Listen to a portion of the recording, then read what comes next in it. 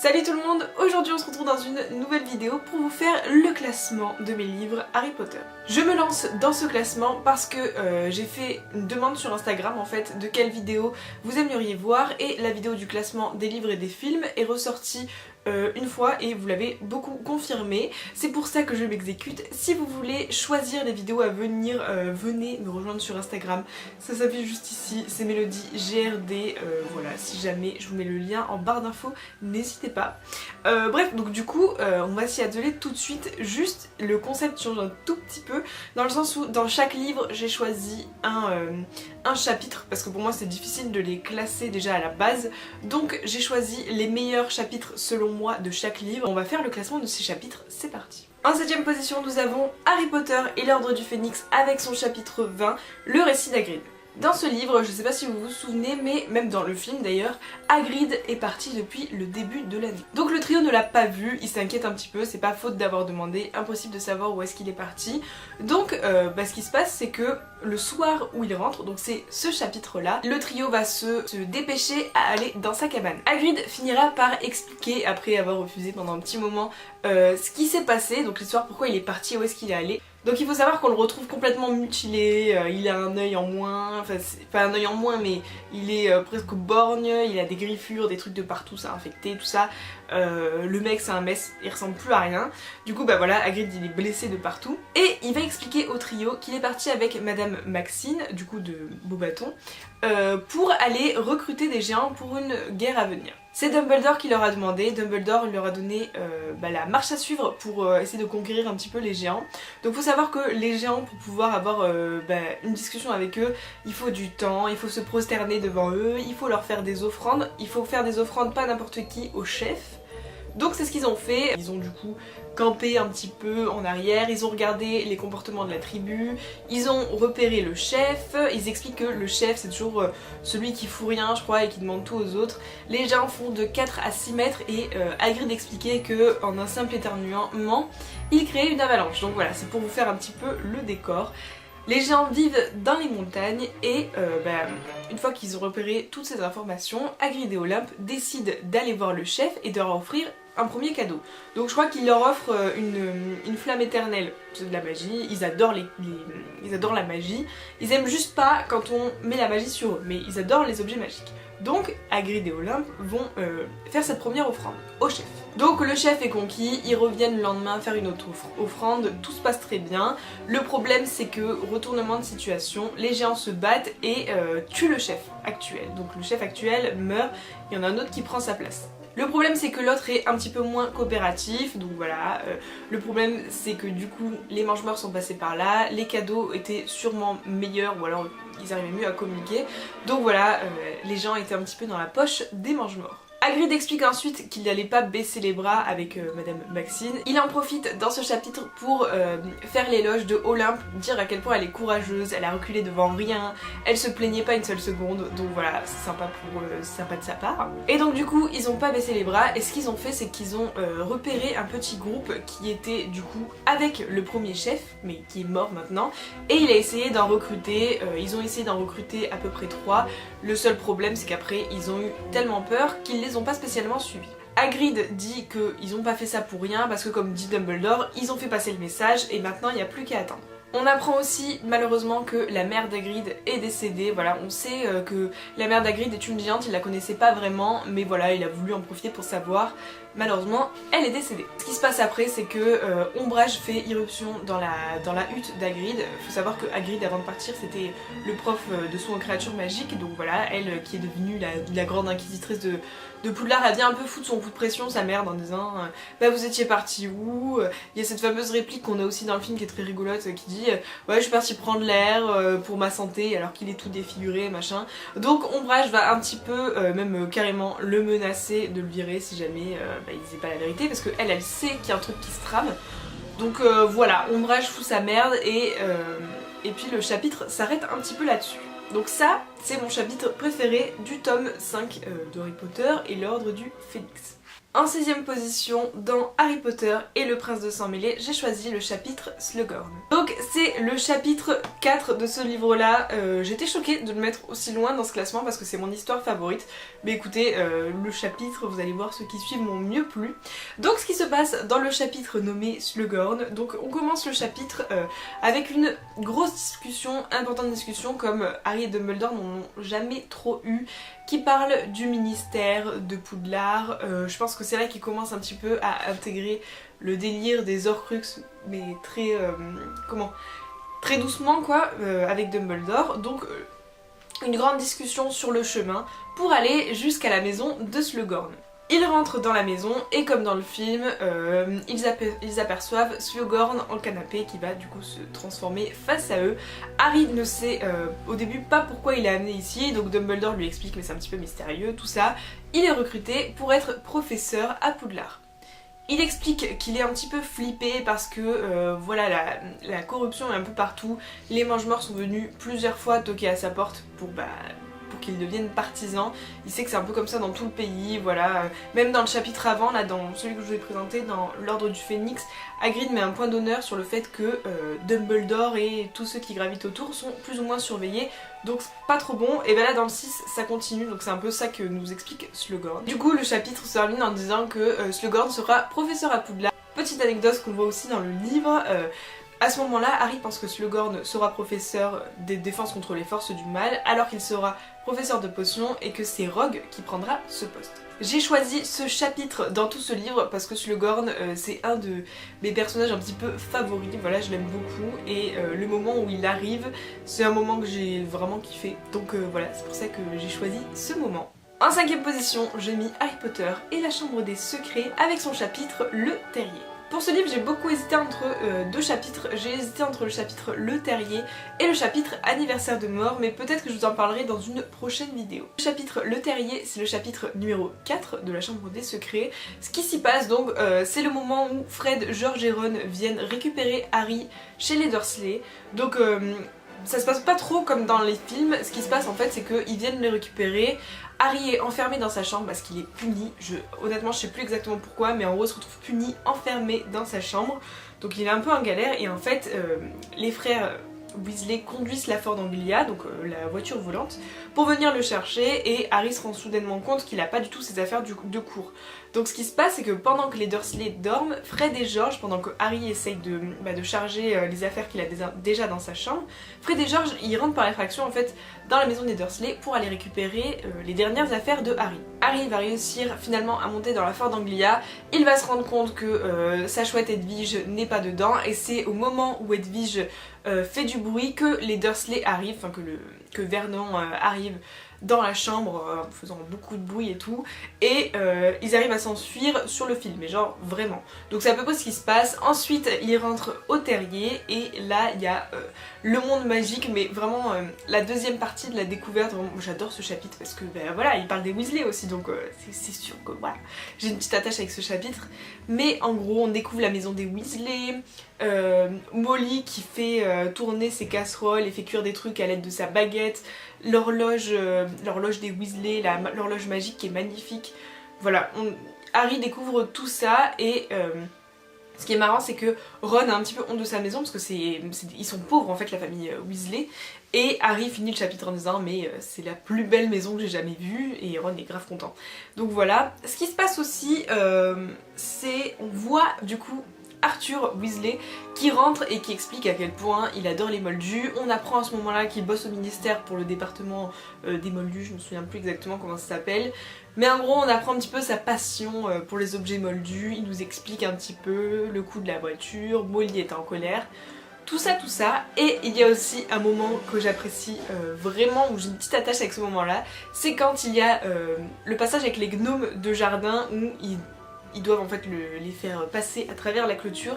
Ça me rappelle vraiment beaucoup le jeu de Play 1 qui était Harry Potter, bah du coup le 1 ou le 2 je sais plus, où on a ce passage là, mais c'était le 2 du coup, où on a ce passage là où on doit faire valser les gnomes de jardin au plus loin possible.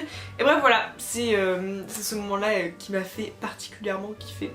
Et c'est pour ça un petit peu que j'ai choisi ce chapitre, voilà, ça parle des Weasley, je me voyais pas trop choisir autre chose, du coup voilà pour la 5e position. En 4e position, Harry Potter à l'école des sorciers avec son chapitre Norbert le dragon. Norbert le dragon est le chapitre 14 du livre Harry Potter à l'école des sorciers et il explique un petit peu toute l'histoire autour de Hagrid qui a adopté son dragon par un voyageur venu d'ailleurs qui était bien content de s'en débarrasser. Donc avant d'expliquer un petit peu plus ce chapitre, on pense que, enfin d'ailleurs c'est sûr, que c'est un clin d'œil à Norbert Dragono, voilà, il a appelé son dragon Norbert, c'est un petit dragon. Donc voilà, déjà rien que ça, j'ai kiffé. Et en plus, il y a beaucoup plus de détails que dans le film, donc ce qui se passe c'est que on voit Hagrid qui a récupéré son œuf de dragon, on le voit éclore, il est fou de joie. Il y a le trio qui vient de temps en temps dans sa cabane voir ça, ils sont un peu inquiets, même carrément inquiets pour Hagrid, parce qu'un dragon ça prend vite une taille adulte et c'est vite très dangereux. Donc voilà, on voit Hagrid dans la bibliothèque, trop chelou, récupérer des livres, c'est là qu'ils se rendent compte que c'est au sujet d'un dragon et qu'ils vont chez lui et qu'ils se rendent compte que bah voilà, il y a un œuf qui est en train d'éclore. Hagrid va en prendre soin comme si c'était son fils, voilà, il est clairement fan. Harry, Ron et Hermione s'inquiètent vraiment pour leur ami Hagrid et alors qu'ils font souvent des allers-retours dans sa cabane, Malfoy finit par voir le dragon dans la cabane d'Hagrid. Donc là c'est chaud, faut pas qu'il reste avec parce que déjà c'est dangereux et en plus Malfoy est au courant donc voilà, faut faire un truc. Donc Ron propose d'appeler son frère Charlie qui élève des dragons en Roumanie pour récupérer le dragon. Entre temps, Ron se fait mordre par le dragon et après avoir hésité longuement, il finit par aller à l'infirmerie. Voilà, il voulait pas cramer Hagrid en disant que, comme quoi il s'était fait mordre par un dragon. Au final ça passe, mais il y a l'infirmerie au moment où il faut ramener Norbert. C'est donc Harry et Hermione qui s'y collent, donc ils prennent Norbert avec eux, donc qui est dans une cage. Donc on a affaire aux adieux de Hagrid et de Norbert, Hagrid qui pleure et tout, enfin bref. Voilà, ils finissent par emmener donc Harry et Hermione avec la cape d'invisibilité et le dragon, ils l'amènent en haut de la plus haute tour de l'école. Donc voilà, ils flippent parce qu'ils savent que Malfoy est au courant.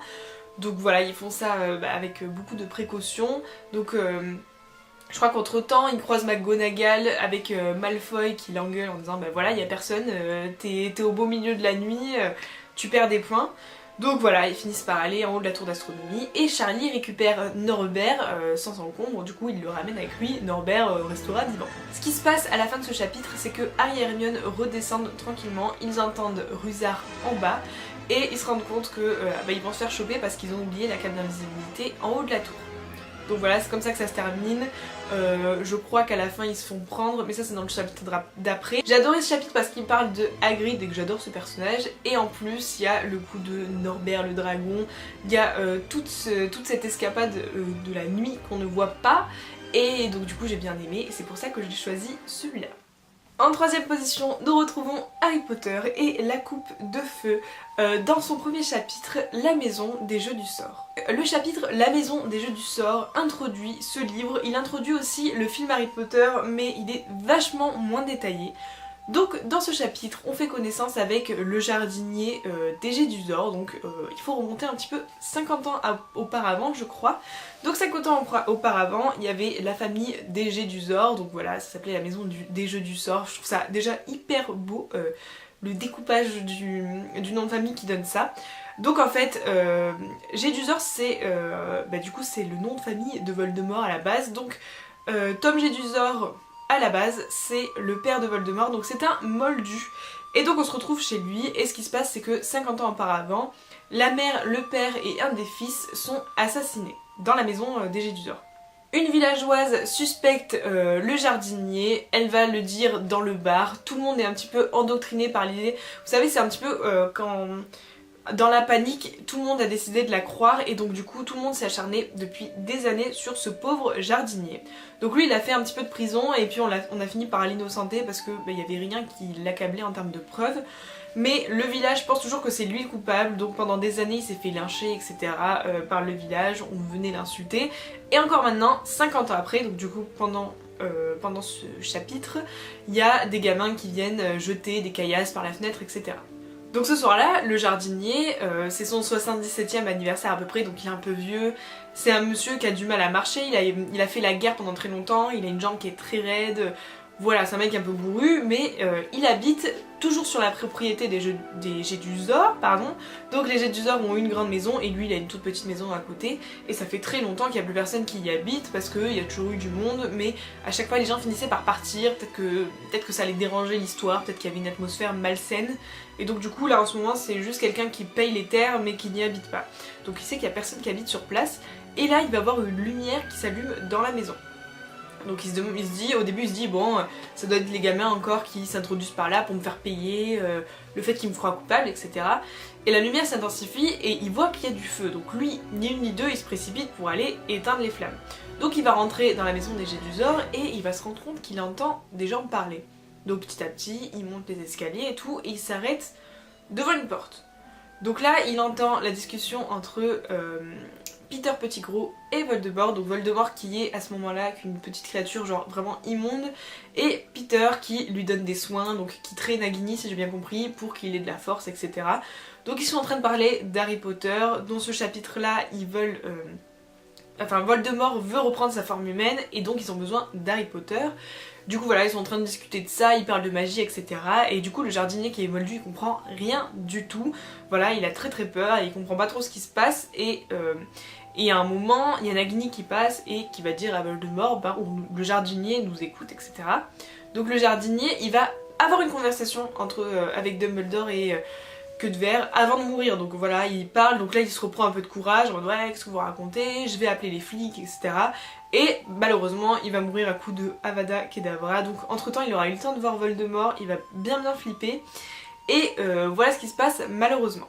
J'aime beaucoup ce chapitre parce qu'on en apprend un peu plus sur la vie de ce jardinier, c'est-à-dire que dans le film on comprend pas trop ce qu'il fout là, mais en gros dans l'idée ça a toujours été le jardinier des Jedusor, voilà, j'adore le jeu de mots, la maison des jeux du sort, voilà, parce que Voldemort était là, donc c'est Voldemort qui a tué toute sa famille du coup avant de se barrer, c'est lui qui a commis le triple meurtre familial.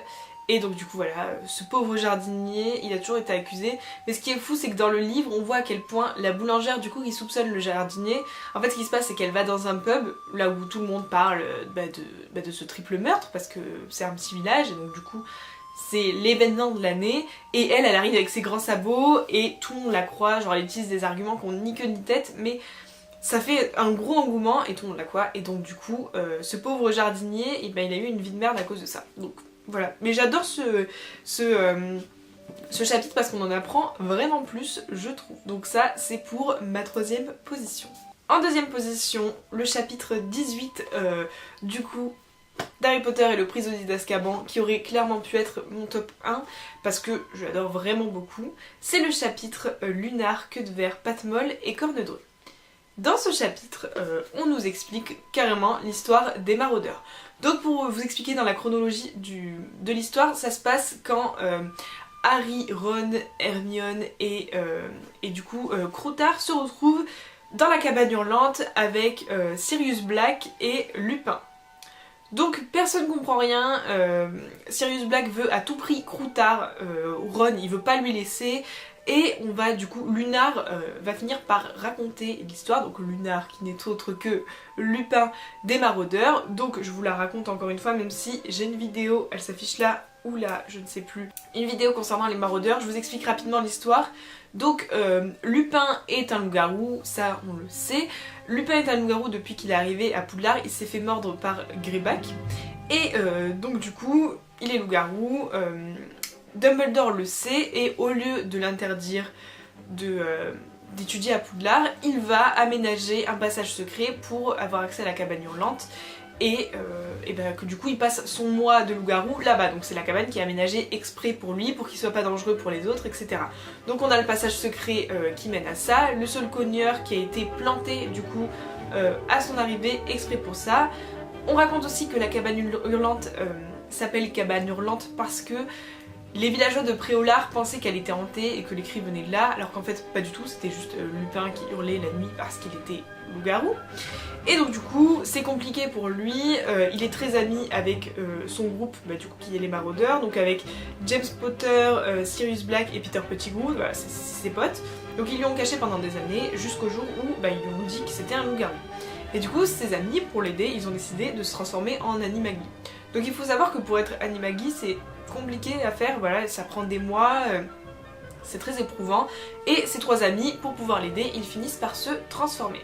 Ils font ça sur le dos de Dumbledore, donc ils sont pas au courant, et donc du coup c'est pour ça que personne n'a compris ce qui s'est passé quand James et Lily sont morts, pourquoi on accusait Sirius Black. Personne ne savait en fait qu'ils étaient Animagi, donc du coup personne ne pouvait se douter. Donc on nous explique que, voilà, Lupin explique qu'ils ont été Animagi, exprès pour ça, et du coup il explique les noms. Lunar pour Lupin parce que c'est un loup, Patmol pour Sirius Black parce que c'était un chien, Cornedru pour James Potter parce que c'est un cerf, et Queue de Verre pour Peter parce que c'est un rat. Voilà, donc ils expliquent ça. Moi j'ai adoré ce passage, c'est un des passages, comme je vous l'ai déjà dit plusieurs fois, où j'étais ultra choquée. Bref, c'est un passage, franchement il est très bien en 2ème place, mais j'aurais carrément pu le mettre en premier parce que j'adore ce chapitre, vraiment je l'aime très fort, et si jamais vous n'avez pas lu les livres, je vous invite à lire au moins celui-là parce qu'il est vraiment cool. En première position, Harry Potter et les reliques de la mort, le récit du prince. Alors c'est un chapitre qu'on aurait pu aussi appeler After all this time, always. Parce que voilà, c'est à ce moment-là qu'il y a cette phrase culte et que tout le monde du coup a aimé. Donc c'est un chapitre exclusivement pancine. Alors déjà, moi j'adore cet objet magique, la pancine. Donc c'est l'objet qui permet de voir les souvenirs. Donc pour vous situer, c'est juste après la mort du coup de Rogue, où Harry prélève une de ses larmes pour la mettre dans la pancine. Et là, il y a beaucoup de souvenirs qui ressurgissent.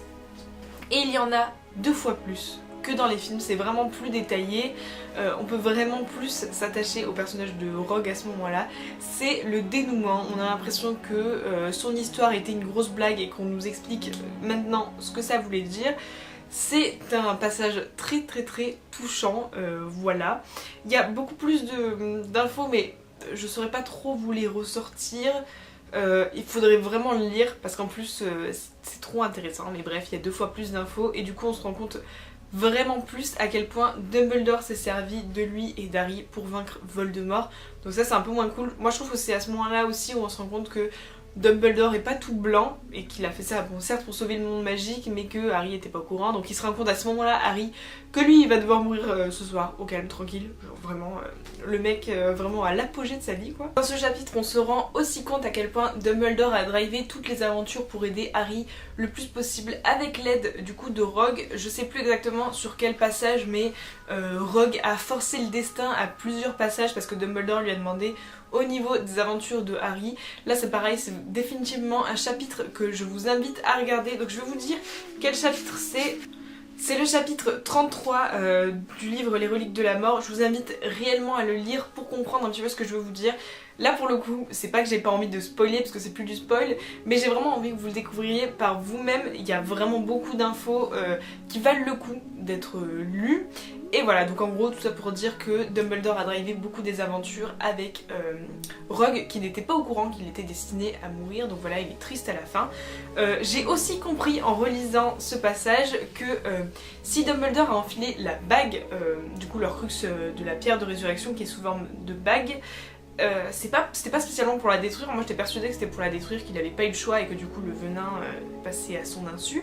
Mais en fait il l'a enfilé parce qu'il voulait voir Ariana ou Grindelwald. En gros il explique dans le livre qu'il savait qu'elle était puissante et qu'il était possible qu'il la tue, mais qu'il pouvait pas s'en empêcher. Et on sait qu'il a énormément de regrets pour la mort de sa sœur et qu'il aimait vraiment beaucoup Grindelwald. Donc voilà, c'est à ce moment-là j'ai trouvé ça vraiment encore plus poignant, j'avais pas capté à la première lecture. Du coup voilà pour ce classement. N'hésitez pas à me dire si vous voulez voir ce classement en version des films, parce que voilà, ce sera pas spécialement les mêmes et puis ça me permettra de mettre beaucoup plus de moments Harry Potter. J'ai essayé de ne pas mettre que des moments qui existaient que dans les livres, histoire que vous captiez un petit peu plus tous en fait avec moi de quel moment je parlais. J'espère que ça vous aura plu. En tout cas moi j'ai pris beaucoup de plaisir à faire cette vidéo. Dites-moi si vous êtes d'accord avec mon classement ou si jamais vous avez d'autres chapitres en tête, mettez-moi les en commentaire, je vous dirai si je suis d'accord ou pas. Dites-moi votre classement des livres à vous, ça m'intéresse vraiment de savoir. Si jamais cette vidéo vous a plu, n'hésitez pas à mettre un like, à commenter et pourquoi pas à vous abonner si c'est pas encore fait. Ça fait super plaisir et ça vous permettra de voir une vidéo par semaine spécialement contenu Harry Potter. Donc voilà, c'est très cool pour moi et pour vous. Je vous fais plein de gros bisous et puis je vous dis à la semaine prochaine. Bye!